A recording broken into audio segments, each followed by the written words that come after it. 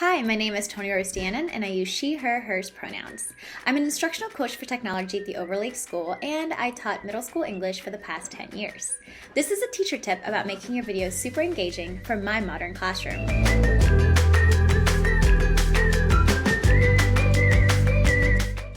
Planning and recording an instructional video can be time-consuming. This is where, as a teacher, I made sure to be intentional with words and content that I use. I look at the skill I want to teach, create a slideshow to introduce the concept, and write a draft of the keywords that I want to include in the video.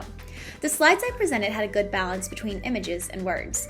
I don't want to overwhelm my learners with a slide full of text, so bulleted points and transitions became my best friends. Images are also super intentional and purposeful.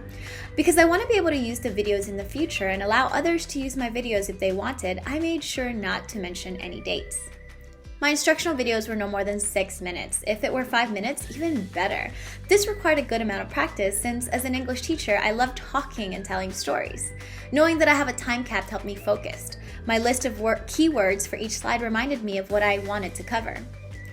As I record my instructional videos, I used annotating tools to check off what I've covered so far, underline keywords, quickly draw something in, or write a quick word or two. This automatically draws the learner's eyes to what I'm talking about. I also make sure to choose a color that is bold and that I'm using a drawing tool rather than a highlighter. As for my voice, I make sure to enunciate and watch my tone. As we all know, monotone is not the way to go, but also make sure that your tone is genuine, interested, and excited to share knowledge. After recording my instructional videos, I uploaded on Edpuzzle to embed multiple choice questions. This way, I check to see my students' understanding as well as adding silly answer choices to make them laugh. I can also change my questions on Edpuzzle whenever I want.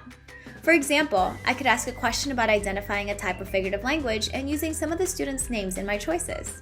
Since this is a low lift for students and just a way for them to be introduced to the topic, my questions are informational and my choices can be pretty funny.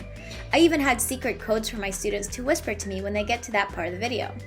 Often, I witness my students giggle or roll their eyes or even go, "Miss D, really?" Hey, it shows me that you read it, right? It brings me joy to create videos, and even more so when my students interact with them.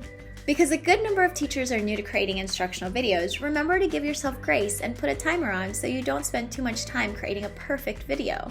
We all make mistakes. Embrace it, and your students will love learning from you even more.